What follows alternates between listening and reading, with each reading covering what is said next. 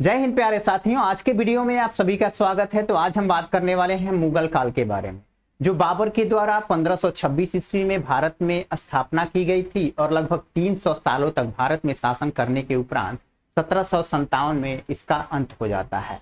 तो इससे बनने वाले जितने भी महत्वपूर्ण क्वेश्चन हैं उस सारा इसी चैनल पे हम लोग कवर करने वाले हैं। लेकिन आज के वीडियो में हम लोग महत्वपूर्ण 50 क्वेश्चन को डिस्कस करेंगे।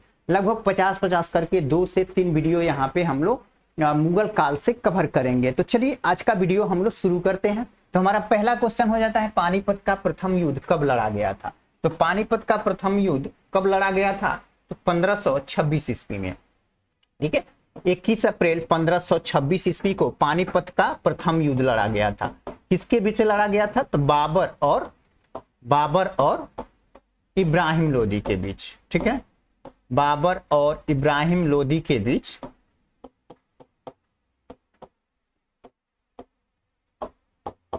लड़ा गया था।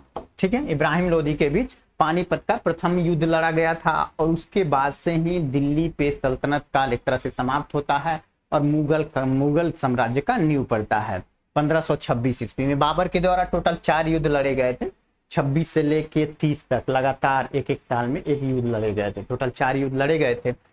अब बात करते हैं नेक्स्ट क्वेश्चन का। नेक्स्ट क्वेश्चन हो जाता है, गुजरात विजय की यादगार में अकबर ने किसका निर्माण कराया था? तो गुजरात विजय अकबर के द्वारा कब की गई थी? तो 1573 ईस्वी में। 1573 ईस्वी में अकबर के द्वारा गुजरात को जीत ली जाती है और इसके उपरांत ये फतेहपुर सीकरी की स्थापना करता है। फतेहपुर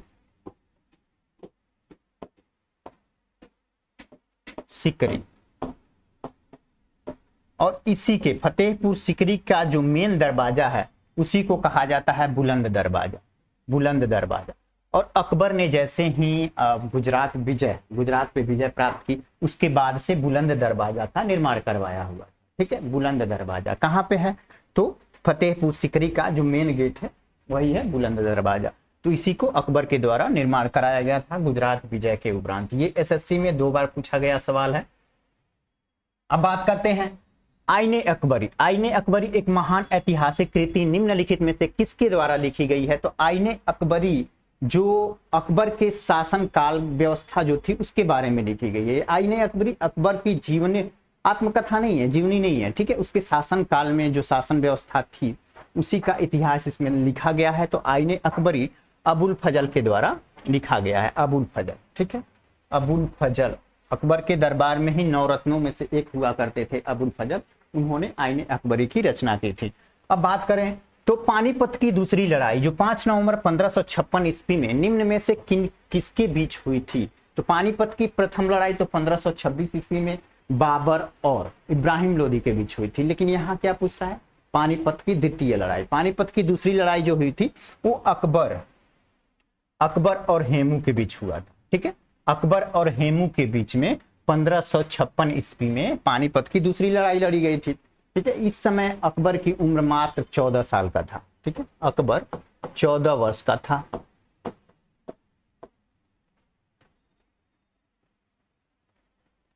अब बात करें तो दीन इलाही नामक नया धर्म किसके द्वारा शुरू किया गया था? तो दीन इलाही जैसे आम धर्म है हिंदू, मुस्लिम, सिख, ईसाई, बौद्ध धर्म, ऐसे ही अकबर के द्वारा दीन इलाही धर्म की स्थापना की गई थी। लेकिन जैसे ही अकबर की मृत्यु हुई वैसे ही इस धर्म का धीरे धीरे लोप होता चला गया, एक तरह से समाप्त हो गया। ये धर्म अकबर के शासन काल में ही प्रचलित रहा, उसके बाद से ये ज्यादा दिनों तक नहीं चला था। ये जो दीन इलाही धर्म था वो हिंदू और मुस्लिम धर्म दोनों को मिश्रित करके एक धर्म बनाया गया था, जो अकबर के द्वारा 1582 ईस्वी में दीन इलाही नामक नया धर्म प्रारंभ किया गया था। कभी कभी पूछ लेता है दीन इलाही जो एक नया धर्म था, इसमें शामिल होने वाला प्रथम हिंदू कौन था? तो वो कौन था? तो अकबर का ही साथ रहने वाला जो था बीरबल, वो इसको अपनाया हुआ था। ओके, ये बीरबल के द्वारा अपनाया गया था। अब बात करें तो प्रसिद्ध मुस्लिम शासिका चांद बीबी जिसने बरार को अकबर को सौंपा, निम्नलिखित में से किस राज्य से संबंधित थी? यहाँ चांद बीबी के बारे में पूछ रहा है। जिसने अपने राज्य को अकबर को सौंप दिया था वो किस राज्य से संबंधित थी? तो वो था अहमदनगर। अहमदनगर राज्य की थी चांद बीबी। कई बार पूछ देता है कि चांद बीबी किस राज्य से ताल्लुक रखती थी या संबंध रखती थी, तो वो था अहमदनगर। या मैच करने के लिए पूछ देता है, बीजापुर, गोलकुंडा, अहमदनगर, ऐसे 4 इधर दे देगा, 4 इधर के शासक के बारे में दे देगा, और मैच करने के लिए पूछ देगा तो उसमें भी इसका नाम आता है। तो याद रखिएगा, अहमदनगर की शासिका जो थी वो थी चांद बीबी, जिसने अपने राज्य को अकबर को सौंप दिया था। ओके, ये एसएससी में, रेलवे में पूछा गया सवाल है। फिर बात करें तो मुगल प्रशासन व्यवस्था में मनसबदारी प्रणाली को किसने प्रारंभ किया था? तो मनसबदारी प्रणाली को अकबर ने प्रारंभ किया था। कब किया था? तो 1571 ईस्वी में। 1571 ईस्वी में अकबर के द्वारा मनसबदारी प्रथा की स्टार्ट की गई थी। अब ये बात करें मनसबदारी प्रथा क्या होती है, तो जैसे मनसबदारी प्रथा का मतलब होता है पद निर्धारित करना। जैसे उसके शासन व्यवस्था में जितने भी कर्मचारी थे उनका पद निर्धारित किया गया था इसी व्यवस्था के तहत। ठीक है, ये एक राज व्यवस्था हुआ करती थी, मनसबदारी प्रणाली।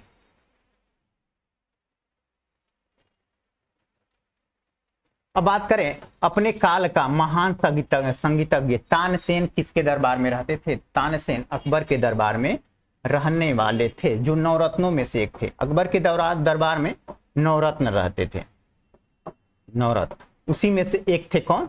तो ये तानसेन हुआ करते थे। कई बार पूछता है नवरत्न किसके दरबार में रहते थे, तो अकबर के दरबार में ही रहते थे नवरत्न, उसी में से एक तानसेन भी हुआ करते थे, बीरबल भी उसी में से हुआ करते थे, फैजी, अबुल फजल, ये सब नवरत्न के ही हिस्सा हुआ करते थे। मुगल काल की राजभाषा कौन थी? मुगल काल की राजभाषा कौन थी? तो मुगल काल की राजभाषा जो थी वो थी फारसी। मुगल काल की राजभाषा जो थी वो क्या थी? तो वो फारसी हुआ करती थी। ये कितनी बार क्वेश्चन पूछा हुआ है, एसएससी में 2 बार पूछा है, यूपी पीसीएस में भी ये क्वेश्चन पूछा गया है।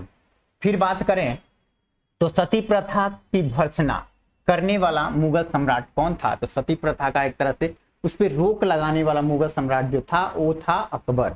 अकबर ने ही सती प्रथा पे रोक लगाई थी। ओके, अकबर के द्वारा ही सती प्रथा पे रोक लगाया गया था। तो किस युद्ध से भारत में मुगल राज्य की नींव पड़ी थी? तो पानीपत की जो प्रथम युद्ध थी, पानीपत की जो प्रथम युद्ध थी 1526 ईस्वी में लड़ा गया था। ठीक है, बाबर और इब्राहिम लोदी के द्वारा उसी समय मुगल साम्राज्य की नींव पड़ी थी भारत में। फिर बात करें तो मुगल चित्रकारी किसके शासन काल में पराकाष्ठा या चरमोत्कर्ष प्राप्त किया था? यानी जो मुगल चित्रकारी थी वो किसके शासन काल में अपने चरम पे था? तो वो कौन हो जाता है? तो जहांगीर हो जाता है। जहांगीर ये चित्रकारी को बहुत पसंद करता था। ऐसा कहा जाता है कि मुगल जो ये जहांगीर था, अगर कोई एक चित्र बनाता है उसमें एक चित्रकार आंख बनाता है, दूसरा भौं बनाता है और तीसरा नाक वगैरह कुछ भी बनाता है, तो ऐसा माना जाता था कि जो जहांगीर था वो चित्र को देख के बता देगा कि किसने आंखें बनाई है, किसने भौं बनाई है, किसने चेहरा बनाई है। इतना वो चित्रकारी से प्रेम करता था। तो इसी के समय में जो चित्रकारी थी वो अपने चरमोत्कर्ष पे हुआ करती थी। किसके शासनकाल में? तो जहांगीर के शासनकाल में। फिर बात करें तो निम्नलिखित में से किसने अकबर की जीवनी कथा लिखी थी? तो ये किसने लिखा था? तो अबुल फजल ने। ठीक है, अकबर की जीवनी किसने लिखी थी? तो अबुल फजल ने, अकबरनामा। ठीक है, हालांकि उसमें उसके जीवनी के बारे में नहीं है उतना, लेकिन उसके शासन प्रणाली के बारे में ज्यादा दिया गया है। ये लिखने का कार्य किया था अबुल फजल ने। अबुल फजल ने क्या था? तो अकबरनामा था वो, अकबरनामा। अकबरनामा की रचना किसने की थी? तो अबुल फजल के द्वारा ही अकबरनामा की रचना की गई थी। फिर बात करें तो किस मुगल शासक ने भारत की वनस्पतियों और प्राणी जगत, ऋतुओं और फलों का विशद विवरण अपनी दैनंदिनी यानी कि डायरी में लिखा है, या कह सकते हैं आत्मकथा में? तो ये कौन हो जाता है? तो ये बाबर के द्वारा, बाबर की आत्मकथा तुजुक ए बाबरी, तुजुक ए बाबरी, तुजुक ए बाबरी, या इसी को बाबरनामा भी कहते हैं। बाबरनामा भी इसी को कहते हैं। ये किसके द्वारा लिखा गया था? तो ये स्वयं बाबर के द्वारा अपनी जीवनी यानी आत्मकथा लिखी गई थी। तुजुक ए बाबरी या बाबरनामा, ये बाबर के द्वारा स्वयं अपनी आत्मकथा लिखी गई थी और उसमें उसने एक बगीचे का भी चित्र हालांकि वर्णन किया था, जिसमें खूब बहुत ही शानदार तरीके से उसको बनवाने का दृश्य भी उसमें हालांकि निर्माण किया था। उसमें एक तरह से पूरे प्राणी जगत, वनस्पति, ऋतु और फलों का विवरण पूरा बढ़िया से दिया हुआ था। ठीक है, तो ये किसका है? तो ये बाबर की आत्मकथा या डायरी कह सकते हैं। फिर बात करें शेर शाह की महानता का घोतक क्या है? शेर शाह की महानता का घोतक क्या है? तो आपको पता होगा कि मुगल काल में एक अलग से सूरी शासक शेर शाह सूरी ने भी शासन किया था दिल्ली पे। जब हुमायूं शासन कर रहा था तो हुमायूं को परास्त करके 1540 ईस्वी में कन्नौज या बिलग्राम का युद्ध होता है, तो उसमें हुमायूं को परास्त करने के बाद शेर शाह सूरी दिल्ली के राजगद्दी पे या भारत पे शासन करता है। लगभग 15 सालों तक ये शासन किया था। तो उसी के बारे में पूछ रहा है, शेर शाह की महानता का घोतक क्या था? उसकी महानता का घोतक था प्रशासनिक सुधार। उसने बहुत ही शानदार तरीके से अपने शासनकाल में प्रशासनिक सुधार किया था और उसका कड़ाई से पालन भी करवाया हुआ था। तो ये ऑप्शन सी हो जाता है। फिर बात करें तो हुमायूंनामा किसने लिखी थी? तो हुमायूंनामा गुलबदन बेगम के द्वारा लिखा गया था। हुमायूं के जीवनी पे आधारित है। हुमायूंनामा हुमायूं के जीवनी पे आधारित है, जो गुलबदन बेगम के द्वारा लिखा गया था। ये एसएससी और बीपीएससी दोनों में पूछा गया सवाल है। फिर बात करें तो अकबर के शासन में महाभारत का फारसी भाषा में अनुवाद किया गया था, वह किस नाम से जाना गया था? तो महाभारत का फारसी भाषा में अनुवाद किसके शासनकाल में किया गया था? तो अकबर के शासनकाल में किया गया था। ये भी कई बार पूछ लेता है। तो किस नाम से जाना गया? तो रज्मनामा। महाभारत को फारसी में रज्मनामा के नाम से जाना गया था। ये देखिए इतनी बार ये पूछा हुआ है, एसएससी में, यूपी पीसीएस में, राजस्थान पीसीएस में ये सवाल पूछे गए हैं। फिर बात करें तो किस मुगल सम्राट ने सैयद भाइयों को गिराया था? यानी सैयद भाई, ठीक है, सैयद 2 भाई हुआ करते थे। हालांकि इनकी भूमिका किसमें मानी जाती है? तो औरंगजेब के बाद बहुत सारे शासक हुए जिनका शासनकाल बहुत ही कम दिनों तक रहा, तो उनपे इनका प्रभुत्व रहता था। किसी को राजगद्दी पे बैठा देते थे, किसी को हटा देते थे। तो एक शासक आया 1719 ईस्वी में, जिसने इनको एक तरह से खत्म कर दिया, इन सैयद भाइयों को खत्म कर दिया। तो वो कौन था? तो वो था मोहम्मद शाह। मोहम्मद शाह के द्वारा हालांकि इन भाइयों को गिराया गया। गिराने का मतलब एक तरह से इनका प्रभुत्व समाप्त कर दिया गया, इनको खत्म कर दिया गया, मार दिया गया। फिर बात करें तो निम्न में से कौन अंतिम मुगल सम्राट था? तो अंतिम मुगल सम्राट कौन था? तो बहादुर शाह जफर द्वितीय। बहादुर शाह जफर द्वितीय ये अंतिम मुगल सम्राट हुआ करता था। ये कितनी बार सवाल पूछे गए हैं, एसएससी, रेलवे और एमपी पीसीएस में पूछे गए सवाल हैं। अलग अलग एग्जाम में ये सारे के सारे क्वेश्चन कहीं ना कहीं बने हुए हैं। तो अकबर के शासनकाल में भू राजस्व सुधारों के लिए कौन उत्तरदायी था? तो भू राजस्व सुधार, इस विभाग का मुखिया कौन हुआ करता था? तो टोडरमल हुआ करता था। टोडरमल का नाम याद रखिएगा। भू राजस्व सुधारों में इसकी अहम भूमिका हुआ करती थी। कौन था? तो टोडरमल था।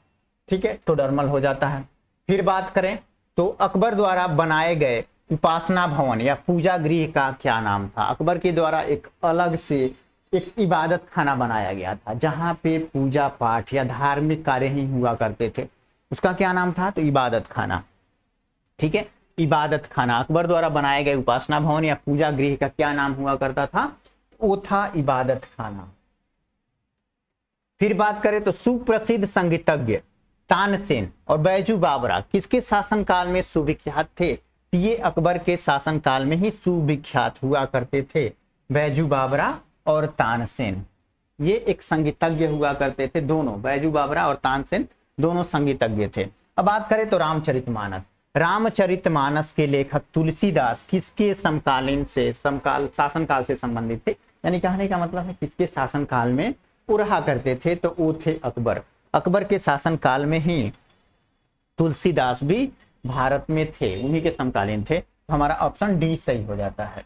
फिर बात करें तो किसने मुगल साम्राज्य की राजधानी को आगरा से दिल्ली स्थानांतरित किया था? तो ये किया था मुमताज का हस्बैंड शाहजहां ने। ठीक है, शाहजहां ने अपनी राजधानी को कहां से कहां स्थानांतरित की थी? तो आगरा से दिल्ली स्थानांतरित की थी। ठीक है, शुरुआत से ही आगरा राजधानी हुआ करती थी। वो उस जो सिकंदर लोदी था वही हालांकि राजधानी दिल्ली बनाया हुआ, आगरा बनाया हुआ था, तभी से राजधानी आगरा थी। लेकिन जब शाहजहां ने शासन किया तो उसने आगरा से राजधानी को दिल्ली स्थानांतरित कर दिया था। अकबर क्या पूछ रहा है यहाँ पे, तो अकबर के युवा अवस्था में उसका संरक्षक कौन था? अकबर के 2 संरक्षक हुआ करते थे, लेकिन उसमें से सबसे जो महत्वपूर्ण था वो बैरम खान था, जिसकी मृत्यु 1961 ईस्वी में हो गई थी। तो यहाँ क्या पूछ रहा है, तो अकबर के युवा अवस्था में उसका संरक्षक कौन था?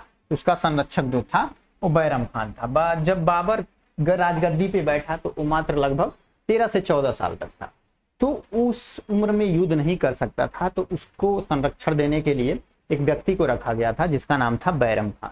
बैरम खान की मृत्यु हालांकि 1961 में हो गई थी। ओके, 1961 में ये भी खत्म हो गया था। अब फिर बात करें तो निम्नलिखित में से किस स्थान पर नादिर शाह ने चढ़ाई नहीं की थी? तो नादिर शाह मुगल काल में हालांकि कई बार मुगलों से ये लड़ा हुआ था, तो इसने लाहौर पे भी चढ़ाई की थी, करनाल पे चढ़ाई की थी, दिल्ली पे चढ़ाई की थी, लेकिन कन्नौज पे इसने चढ़ाई नहीं की थी। तो हमारा ऑप्शन डी सही हो जाता है, ऑप्शन डी सही हो जाता है। फिर बात करें तो किसने ऐसे बाग बगीचे जिसमें बहता पानी हो के निर्माण की परंपरा शुरुआत की थी? तो वो हम बताए थे कि जो बाबर की आत्मकथा थी बाबरनामा या तुजू के बाबरी, उसमें उस डायरी में ये सारी चीजों का वर्णन किया गया है बाबर के द्वारा। तो हमारा ऑप्शन सही हो जाएगा बाबर के द्वारा। फिर बात करें तो निम्नलिखित में से कौन सी आत्मकथा है? यहाँ आत्मकथा पूछ रहा है। आत्मकथा का मतलब स्वयं के द्वारा अपने बारे में लिखा गया जीवनी या कथा ही आत्मकथा कहलाता है। तो यहाँ क्या हो जाता है, तो आत्मकथा के बारे में पूछ रहा है। तो आपको पता है अकबरनामा, अकबरनामा की रचना किसने की थी? अबुल फजल ने। तो ये आत्मकथा कैसे हो सकता है? ये दूसरे ने रचना की थी। अब अकबरनामा का रचना अबू फजल ने की थी, ये आत्मकथा नहीं हो सकता। आत्मकथा स्वयं के द्वारा लिखी जाती है। अब बात करें हुमायूंनामा, हुमायूंनामा किसने लिखा था? तो गुलबदन बेगम ने, गुलबदन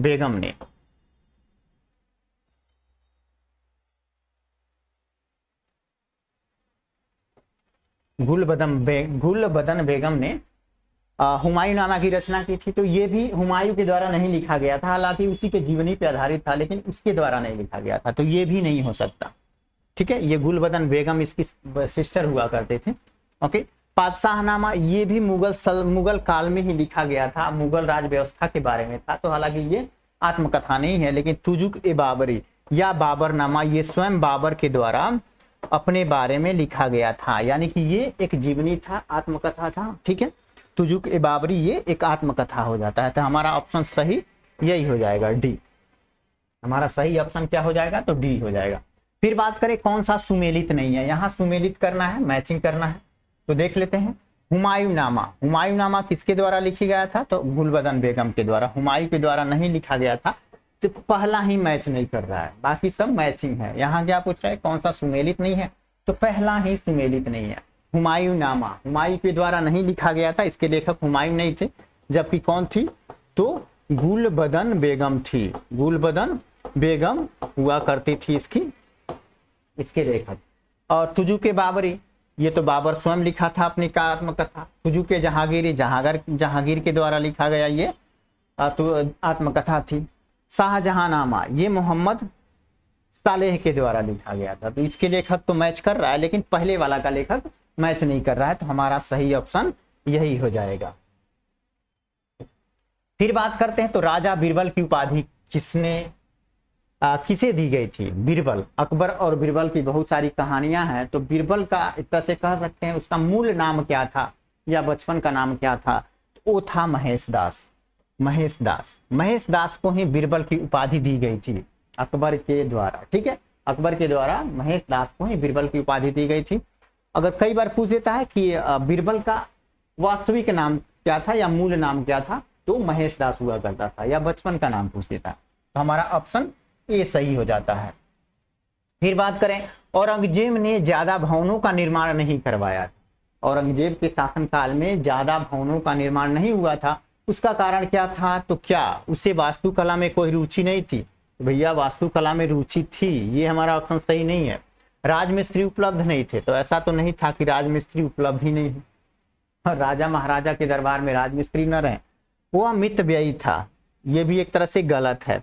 उसने अपने शासन काल में निरंतर युद्ध लड़े थे, उसने अपने शासन में उसको निरंतर युद्ध करने पड़े थे, इसलिए उसने ज्यादातर भवनों का निर्माण नहीं करवाया था। तो हमारा ऑप्शन डी सही हो जाता है, हमारा ऑप्शन डी सही हो जाता है। सबसे ज्यादा युद्ध अगर बात करें, युद्ध किसने लड़ा था मुगल शासकों ने, तो वो था औरंगजेब।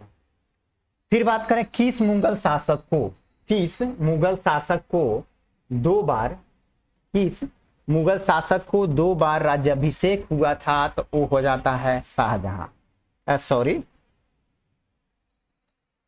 शाहजहां नहीं था, किस मुगल शासक का 2 बार राज्याभिषेक, अच्छा राज्याभिषेक पूछ रहा है, ठीक है, 2 बार शासक बना था, वो था हुमायूं, हुमायूं, लेकिन यहाँ राज्याभिषेक की बात की जा रही है तो वो औरंगजेब हो जाता है। औरंगजेब पहली बार तो उसने 1658 ईस्वी में अपना राज्याभिषेक करवाया, ठीक है, 1658 ईस्वी में। उसके बाद से सॉरी हाँ, उसके बाद से देवरा का युद्ध हुआ था, ठीक है, देवरा का युद्ध। उसके बाद देवरा के युद्ध में, देवरा का युद्ध जो हुआ था उसमें भी इसने दूसरी बार अपना राज्याभिषेक करवाया था। पहला राज्याभिषेक इसने 1658 में किया था और दूसरा राज्याभिषेक इसने 59 में किया था, जब देवरा युद्ध जीत लिया। उसके उपरांत 2 बार और राज्याभिषेक कराने का अगर किसी को श्रेय प्राप्त है तो हो जाता है कौन, तो औरंगजेब। हमारा ऑप्शन डी सही हो जाएगा। ये रेलवे और यूपी पीसीएस में पूछे गए सवाल हैं। अब बात करते हैं grand trunk road. Grand trunk road जोड़ती है, तो ग्रांड ट्रंक रोड का निर्माण करवाया गया था शेरशाह सूरी के द्वारा। शेरशाह सूरी ने ग्रैंड ट्रंक रोड का निर्माण करवाया था, जो कोलकाता से लेके पंजाब का अमृतसर तक जाता है, ठीक है। तो ये हमारा ऑप्शन सी सही हो जाएगा, हमारा ऑप्शन सी सही हो जाएगा। कोलकाता और अमृतसर के बीच ये ग्रैंड ट्रंक रोड बना हुआ है। वर्ष 1526 ईस्वी में लड़ी गई पानीपत की पहली लड़ाई में बाबर से कौन पराजित हुआ था, तो इब्राहिम लोदी। 1526 ईस्वी में इब्राहिम लोदी और बाबर के बीच युद्ध हुआ था, पानीपत का प्रथम युद्ध। उसमें इब्राहिम लोदी हार गया था और बाबर जीत गया था, और उसी के बाद भारत में मुगल साम्राज्य की नींव पड़ी थी। ये कितनी बार पूछा गया सवाल है, रेलवे में, टीसी में, ये टेक में पूछा गया है, एमपीपीसीएस में, अलग अलग एग्जाम में पूछे गए सवाल हैं। फिर बात करें तो शेरशाह सूरी का मकबरा कहाँ स्थित है, तो बिहार के सासाराम में, ठीक है, बिहार के सासाराम में ये स्थित है शेरशाह सूरी का मकबरा। ये बिहार के एग्जामों में बहुत पूछता है, शेरशाह सूरी का मकबरा कहाँ स्थित है, तो ये स्थित है सासाराम में। रेलवे में पूछा गया, यूपीपीसीएस, एमपीपीसीएस, यानी बड़े बड़े एग्जामों में बहुत बार ये क्वेश्चन पूछा गया है। फिर बात करें तो अकबर का राज्याभिषेक कहाँ हुआ था, तो अकबर का राज्याभिषेक कालानौर में हुआ था। कालानौर अगर बात करें ये है कहाँ, तो अभी उस समय तो पंजाब में हुआ करता था, पंजाब में, कालानौर पंजाब में हुआ करता था, लेकिन अब ये 2 हिस्सों में है, एक हरियाणा में भी कुछ क्षेत्र पड़ता है और कुछ तो पंजाब में भी पड़ता है, तो 2 क्षेत्रों में ये अभी डिवाइड हो गया है कालानौर, लेकिन उस समय केवल पंजाब में हुआ करता था कालानौर, और वहीं पे अकबर का राज्याभिषेक हुआ था। फिर बात करें तो गुरु अर्जुन देव समकालीन थे, ये थोड़ा कंफ्यूजिंग क्वेश्चन है। जो गुरु अकबर थे, गुरु अर्जुन देव थे, उनका जन्म हुआ था 1563 ईस्वी में, और 1606 ईस्वी तक वो जीवित रहे थे। 1563 ईस्वी से लेके 1606 ईस्वी तक उनका हालांकि जीवन था, ठीक है। तो यहाँ पे 2 शासक देखने को मिलते हैं, एक तो अकबर जो 1556 ईस्वी में गद्दी पे बैठा और 1605 तक शासन किया, तो उसके शासन काल में भी देख सकते हैं 1605 में अकबर की मृत्यु हो गई थी, ठीक है, अकबर की मृत्यु 1605 में हो गई थी। तो हालांकि ये राजगद्दी पे 1556 में बैठा था, 1556 से 1605 तक कौन था? तो इस समय अकबर हुआ करता था, अकबर। लेकिन 1605 के बाद 1627 तक किसका शासन हुआ करता था मुगल शासनकाल में? तो अकबर के बाद कौन आया था? जहांगीर। ठीक है, जहांगीर। ये दो मुगल शासकों के समकालीन हुआ करते थे गुरु अर्जुन देव। ओके, यहाँ दोनों ऑप्शन में दिया हुआ है, अकबर भी दिया हुआ है और जहांगीर भी दिया हुआ है। तो कौन सा ऑप्शन सही हो जाता है? तो अकॉर्डिंग टू एग्जाम जहां पूछा गया है आरआरबी 2005 में, उसमें सही ऑप्शन माना गया है जहांगीर को।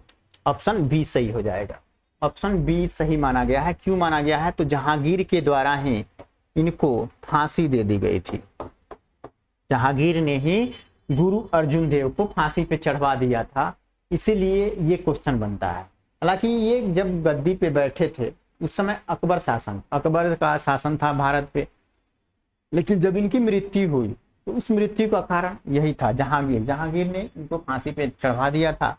तो हमारा ऑप्शन बी सही हो जाता है एग्जाम के अनुसार। हालांकि ये एग्जाम में से क्वेश्चन को हटा दिया गया था, बाद में इसको निरस्त कर दिया गया था। फिर बात कर लें, किस राजपूत वंश ने अकबर के सामने समर्पण नहीं किया था? तो कौन सा राजपूत शासक था या वंश था जिसने अकबर के सामने समर्पण नहीं किया था? वो सिसोदिया वंश था। चौहान वंश ने समर्पण कर दिया, परमार वंश और चंदेल वंश, इन तीनों वंशजों ने अकबर के सामने आत्मसमर्पण कर दिया था। लेकिन जो सिसोदिया वंश था, सिसोदिया वंश जो अपने आप को सूर्यवंशीय कहता था, सिसोदिया वंश अपने आप को सूर्यवंशीय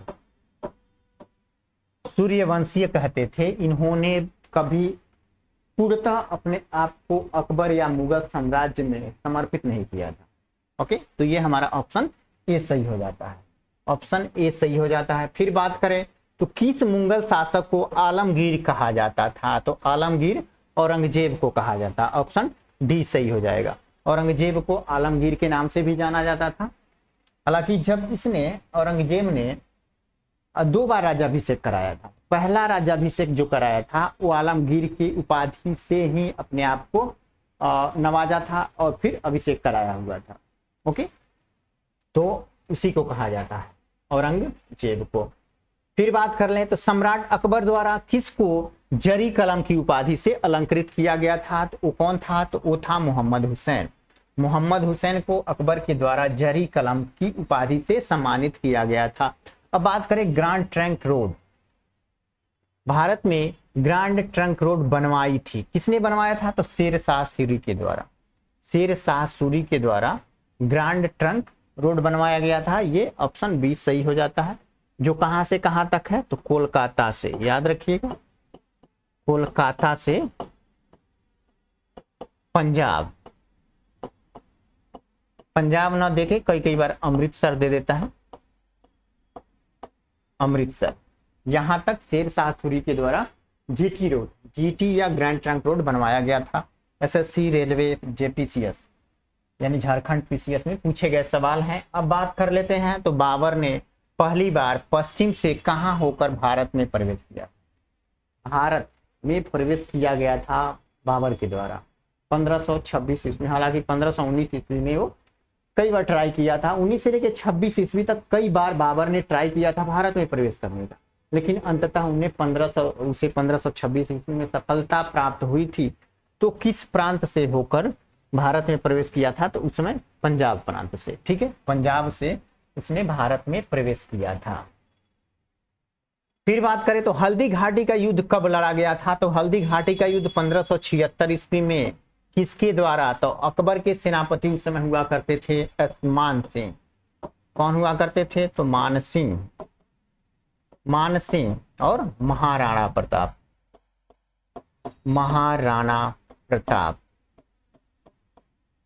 इन दोनों के बीच हल्दी घाटी का युद्ध लड़ा गया था 1576 ईस्वी में। तो कई बार मान सिंह न देके अकबर दे देता है यहाँ पे, क्योंकि उस समय तो अकबर का ही शासन हुआ करता था। तो अकबर और महाराणा प्रताप के बीच 1576 ईस्वी में क्या हुआ था? तो हल्दी घाटी का युद्ध हुआ था। फिर बात कर रहे हैं तो फैजी निम्न में से किसके दरबार में रहा। फैजी जो था वो अकबर के दरबार में रहा था। फैजी नवरत्नों में से एक था। फैजी जो था अकबर के नवरत्नों में से एक था और ये राजकवि हुआ करता था। राजकवि हुआ करता था कौन, तो फैजी। ठीक है, ये सारा का सारा प्रीवियस ईयर कहीं ना कहीं पूछे गए सवाल हैं, सेंट्रल गवर्नमेंट में या स्टेट पीसीएस वगैरह में, यूपी पीसीएस वगैरह में कहीं ना कहीं पूछे गए सवाल हैं ये सब के सब। किसके समय में, देखिए किसके समय में मलिक मोहम्मद जायसी के द्वारा पद्मावत की रचना की गई थी। पद्मावत के रचनाकार कौन है, तो मलिक मोहम्मद जायसी हैं।